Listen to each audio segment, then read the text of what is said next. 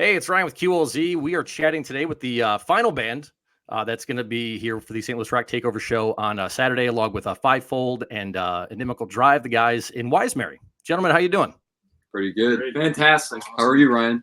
I'm great, dude. It's good to have you guys on here. We're doing. I know we had talked months ago about doing some interviews and whatnot. It's like it's the final week here. Let's get a push so our listeners get to know you guys a little bit more. Again, you guys are the youngest band that's playing on Saturday, which means you guys are really good at TikTok. And I told you guys I suck at it. I have no idea what I'm doing. So with your guys' youthful, you guys have any good tips in your youthfulness to help me out with TikTok? Good luck. Let your stupidity run loose when it comes to not knowing what you're doing. My stupidity overall? Just anything that you want to do that you don't like, no right way to do it. All right. Yeah. Anything you think is going to do good is going to do bad typically. And your throwaway stuff is probably going to be the stuff that people watch the most. All right. Yeah. It's good to know. That's really, really good to know. It seems like that's the way things always work out. You guys have a couple of songs. We got another track from you guys. We're going to be spinning Friday morning, getting you guys a little bit more music on the station. And so people can get to know you guys again a little bit more. Jesse James is the track that we featured on New on Q a bunch. We had you guys on our Spotlight feature earlier on this month as well. I know it's been like 3 weeks since we featured you guys all on there. What do you guys want our listeners to know about this track? Anything cool you want to share about it? Again, it's a track that we've been spinning on New on Q. We'll get to another one here spinning on New on Q. But again, it's a track we've been playing for a couple of months and always like to know for songs that we're playing on the air. We get to talk to the band. What do you guys want us to know about the track? I'd say it mainly captures where we were when we first got together with Zach, because it was one of like probably the initial first 4 songs we wrote with him. And I think there's an energy there of just like, this is really new and electric. Because when we first started working with him, it was just awesome because we were just pumping out stuff all the time. Yeah, it was like one of the first songs that our producer really liked as well. Is it about, it seems kind of like an outlawish song. Is that correct or no? Kind of, yeah. I just saw it kind of as like one of those stories where, you know, the guy takes the girl from another guy, but kind of rewriting that as almost like a train robbery or like an outlaw in the Wild West and kind of reframing it in that lens. It's awesome. I love that. You guys, when did you guys actually start as a band? Because I know when we got the show together and Alan, who helps out with stuff with Fivefold, he mentioned you guys and sent me some of the first couple tracks you guys had put out in 2023 so I could get a little bit familiar with you guys. When did you actually all start writing together and kind of forming this band? Well, this group, we've been together since 2022, right? Yeah. Okay. Yeah, then our newest member that we had is Zach, so that's when we formed fully. And then, we've just been writing ever since then, and then our album's going to come out pretty soon. Pretty much just since 2022, early 2022. Me and Andrew started a thing together. Before that, we've always been playing together. He's the only drummer I've played with, and vice versa, pretty much. So we've been playing together around 2020, just around COVID was happening. Awesome. So what was that like, forming the band during getting things together during COVID? It's interesting when that happens. I interviewed a lot of bands during that time, and it's interesting to kind of see where everybody kind of was. What was it like putting something together during that time? We started doing like covers early in the day, just at bars and stuff, just to kind of, we had to like learn how to play just in front of people because that was just different, because it is so different than just playing like in the basement. So we kind of just did that for initial year-ish, and then we kind of got serious about writing, and then it just kind of took off from there, especially once Zach joined. And he joined later on, around 2021-ish too. And once he started playing bass, it just made things awesome. Yeah, I used to go to their shows and like watch them. Yeah. And I wanted to be in the band, so I like begged them, and then eventually they let me in. Front row every time, just up there, just like, hey guys, don't forget about me. That's right. Yeah. As terrible COVID was, though, we found something good to take out of it. So there you go. A lot of time alone and practicing. There you go. Glass half full outlook. I love it. What have you guys enjoyed? Again, you guys are young, man. It's awesome. You guys got so much ahead of you, and it's cool. You guys have some really good music out right now already. What have you guys enjoyed about this first couple of years being in a band? What's kind of the journey been like, and what have been your favorite things so far? Just meeting people. meeting people and just being able to play. Yeah. And it's been really, like, I love listening back to our old stuff because I do like to hear that we have evolved in a sound already and we are getting better at certain things. And it's just like a never-ending achievement that you're always chasing. Is that the same for all you guys? Yeah. Yeah, I feel like a lot of new bands don't get as many shows, and we were lucky enough to have a place where we could have shows like every month, which was his dad's restaurant. There we go. Not anymore. Rest in peace, Circa. Yeah, Oh, okay. but that basically allowed us to play in front of people, and that made us better. So Yeah. We've had some really cool opportunities. Like we got to play Arrowhead in Kansas City, and we played some pretty big local shows, hometown, in front of like 10,000 people. So like that's been really cool for me, at least, to kind of get that experience and also go to these different meet and greets with producers and other big people who I never thought I'd be interacting with. yeah, we also played a couple shows with a band from Scotland, High Fade. Really? I don't know if you know High Fade. Mm-mm. I'll check them out. High Fade. Yeah. Yeah. Like funk rock. They're on Yeah. TikTok. They're the TikTok masters. So All right. So get advice from them on TikTok. Pretty much. Okay. Awesome. So are you guys rather familiar with the What the Fuck Is Up, Denny's? yeah, Denny's memes? Was yeah. your first couple shows at his dad's restaurant, was it kind of like that or no? Dude, as soon as you said restaurant, dude, man, the What the Fuck Honestly, Is Up, yeah, Denny's came in my head. accurate. That is very accurate. Is It it? was Okay. just a stage that usually hosted like more like quiet acts, and then we kind of went up there, and everybody trying to eat was Oh, those watching poor us. people. We played loud too. I mean, we still do, but in a small restaurant, it was just unbearable. Yeah, That's incredible. No memes though came from that though. Nobody decided to take a video and yell "What's up, Circa"? Nobody did that. Oh, I'm sure there's some bad videos there? out there, but let's hope those never come out. No, you don't want to. You don't want to see how far you've come from then. no, we like to do that in private. Yeah. Okay, all right. Keep some stuff private. What's it like playing at Arrowhead then? Obviously, dude, the Chiefs are kings of the NFL right now. As a Packers fan, I'm a little bit jealous of that. But do you play at Arrowhead? How'd that opportunity come about and the feeling? Was it you guys actually play on the field or just tell me all about that? That's wild. That's awesome. You guys got to do that. It was a barbecue festival that hosted it was like equal barbecue and music, so it was like the best thing you could have gotten in KC.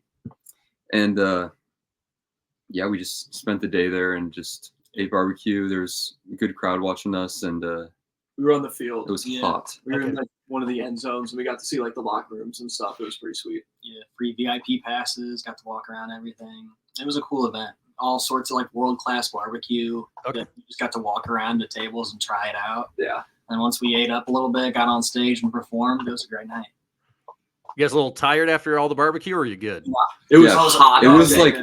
That was yeah. one of the hottest shows we've ever had. when people don't really talk about how hot it is on turf, and Yeah. Yeah. Playing. black Wind. stage. Yeah. Right. The stadium's black and everything. Yeah, dude, it's wild. Like some of those stadiums, it's like 85 degrees out. Then, like if you watch, Fox and CBS do a pretty good job of it. They're like, yeah, field heat, guys, it's like 110. So when everybody's up in the stands drinking beer and bitching about how these guys, Right. suck, it's like, well, dude, it's like 30 degrees hotter down there than We every should day. even have to wear pads. Yeah. Yeah, that's great. What's that called? What's that event called? Q in the Lou.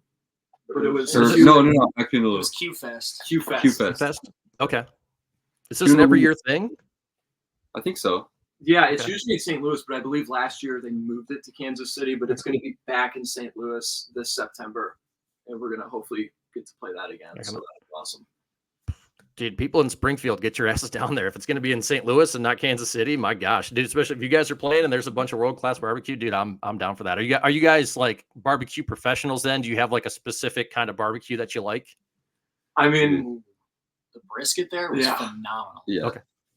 we've played multiple different barbecue festivals, believe it or not. So we have probably eaten more barbecue than any band should, but we're not Okay. competing. That's awesome. Best was there. That's incredible. You guys mentioned you have a record coming out. What are you able to share on it? Is there a release date? Are you guys still working that stuff out, or what details are you actually allowed to share without getting in trouble with anybody? We're still working a lot of it out, but Okay. it could be an EP, it could be a record, but expect in the next few months. Potentially a double EP. Okay, Just never know. that's awesome. Maybe we'll never release anything again. Actually, It'll be just one single. That's it. We're gonna live off the one single, guys. That's it. Why'd you guys want to? Again, dude, I'm never gonna fault a band for the routes they want to go. I mean, I grew up in an era where albums were king. You know, you release a couple singles, but you listen to a couple singles to go buy the album. Now everybody wants everything a couple of months. You don't release a song for 6 weeks. People get on your case about it. They're like, why aren't you releasing new music? Why isn't there a video for this? Why is there not that? Dude, for you guys starting out, and again, I give you guys a lot of credit. You want to do an EP or an album? That's awesome because I'm still an album guy. Why is that the right decision for you guys to go this route and not just be like, hey, we're going to do singles every 6 weeks and, maybe the album's going to be out in a year or so? Why is this the right route for you guys?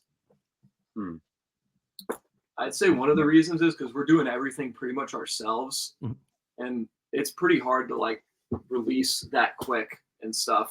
And we love the way it sounds on the record we have right now, which is just all put together.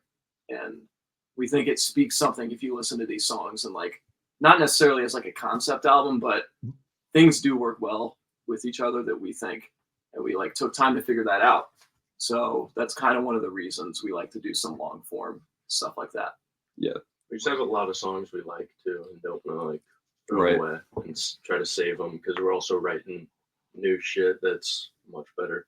Yeah. And I think also a lot of our inspirations are from that era where the album was king. And I think it's also kind of the respect of that art form of the album. It's like singles, right, probably commercially would be doing better if you just consistently release them. But I think there's still something interesting about just the whole album itself as a piece of art. Yeah. Collectively.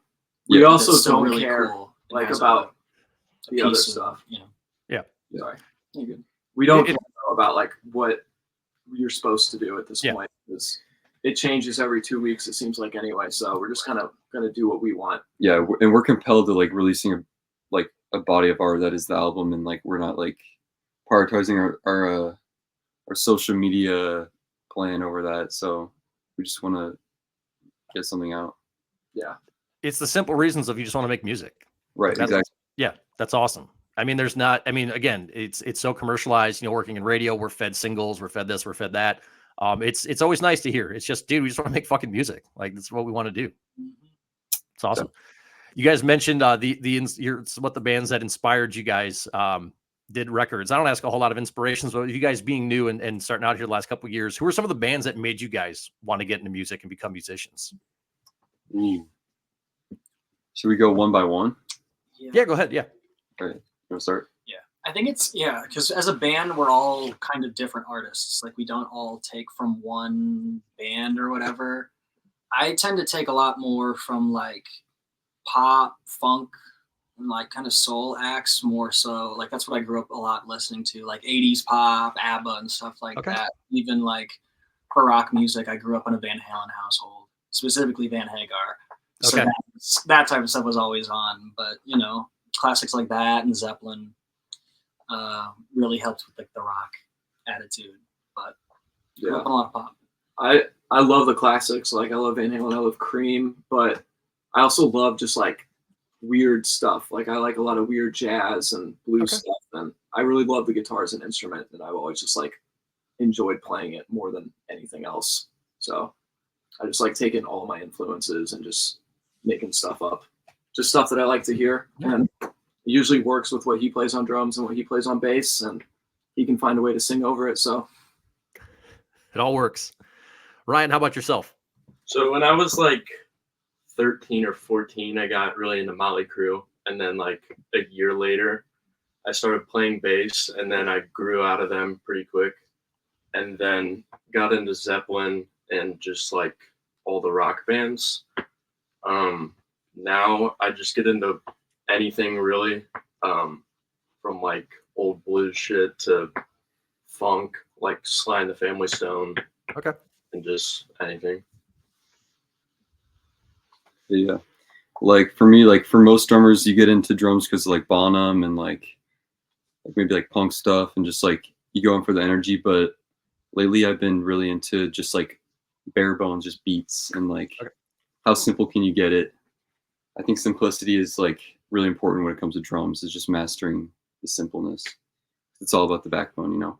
Awesome. Again, it's cool. It's interesting to hear this because again, with your guys' age, I'm sure your parents are probably just a little bit older than I am, and that's kind of what they grew up on was Zeppelin and this stuff. So it's cool seeing this next generation of bands. Like if you look in radio right now, and it's bands in general, there's a lot of bands that are classic rock inspired, like you guys are. Like new metal was huge when I was a teenager and going into high school, and you're seeing a bunch of like new metal inspired bands right now, and grunge inspired bands right now.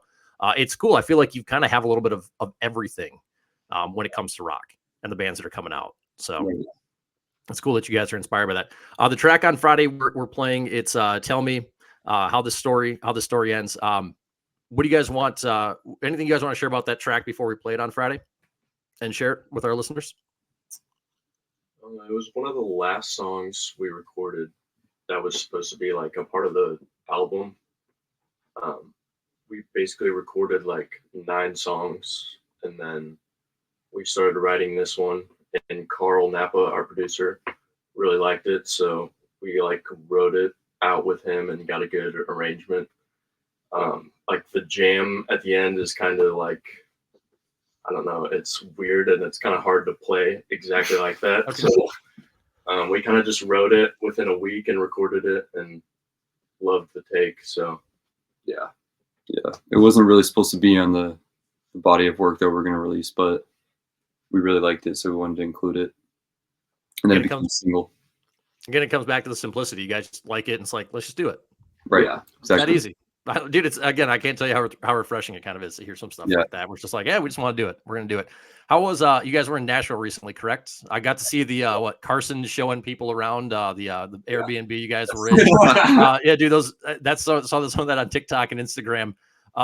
Any cool stories, any fun stories you guys are able to share? Any kind of like fun debauchery or any kind of just goofy shit that you guys just kind of did that just made that trip really enjoyable? That's outside of the recording studio. We all got what are they called, walkie-talkies. Okay. And just on the road, we were trying as best as we could to keep close to each other so we could be in range, so we could just talk to each other. Okay. Just stupid shit like that. It just helps you stay awake while you're driving. A lot of our friends too that are kind of like our roadies and just like our little crew right now came with us too, and that was really fun because we all just like stayed in one place together and just hung out after the show and until the wee hours of the Nashville night. There was right next to us, next door, that shared a balcony with us. There was this like British guy who was funny. Just a lot of random stuff comes up, Yeah. Yeah. As soon as we got to the venue in Nashville, we were like loading out, like to load into the venue, and there was a car chase, like okay, a Challenger driving 90 miles an hour at us, like, with a cop behind him, and fun. I think he got away too. So Did he? Okay. You're watching this, good job, dude. Okay. You guys didn't feel like chasing him down at all? You didn't want to be part of it? Too heavy. Too heavy. Again, man, you guys, Wisemary, Fivefold, and Inimical Drive this Saturday. Weeble's Bar and Grill, doors at 6, show at 7. Our St. Louis Rock Takeover show. You get tickets, WQLZ.com, $15. Tickets day of the show as well. I have a question for you guys. We ask every single band that comes on. When I lived up in Wisconsin, it was a blog post. I was asking about your favorite no-skip records of all time. And again, it's cool hearing that you guys are like, dude, we love records. Do you guys have any favorite no-skip albums from start to finish? You're not skipping any songs on it. You guys can go one at a time again if you want, so you're not talking over each other. Yeah, for me, it would probably be The Black Parade by My Chemical Romance. Okay. Yeah. I'd say Fair Warning or like Where the Light Is, John Mayer Live, one of those two. Okay. I'd say anything that's like 32 minutes that just has 9 songs that just all are great. Like Just anything. Led Zeppelin 2, Led Zeppelin 3, Van Halen. Yeah. I'd say for me, Southern Harmony and the Musical Companion by the Black Crowes, or their debut. Yeah.